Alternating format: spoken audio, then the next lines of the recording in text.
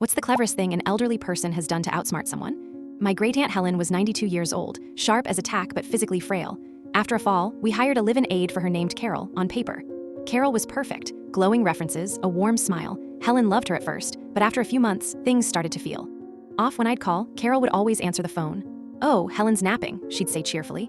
"She gets so confused these days." When I did get to speak with Helen, she sounded distant, tired, and Carol was always hovering in the background. Then my mom mentioned Helen's credit card had been declined at the grocery store, which was impossible. Helen was frugal and had a healthy savings. My mom tried to get access to the bank statements, but Carol insisted Helen had signed papers making her the sole power of attorney to simplify things. She said my mom's questions were just confusing Helen more.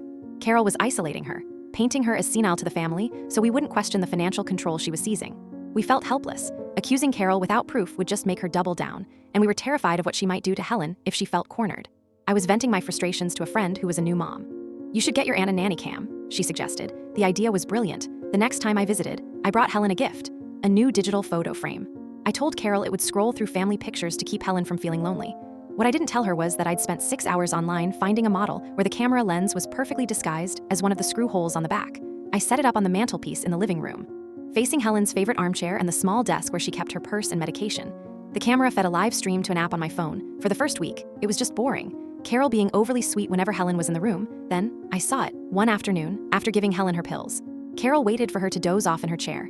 She then walked over to the pill bottle, opened it, and palmed 2 of the expensive heart medication pills into her pocket. The next day, I watched her take Helen's checkbook from her purse, write a check to herself for $300, and carefully copy Helen's shaky signature from an old birthday card.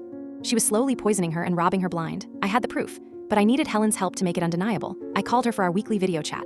I explained my plan in a hushed voice, telling her about the camera and what I'd seen. Her voice was weak but firm. "I knew it," she whispered. "Tell me what to do." The next day, I called again, this time with my mom and dad listening in on my end. "Hi, Aunt Helen," I said loudly. "How are you feeling?"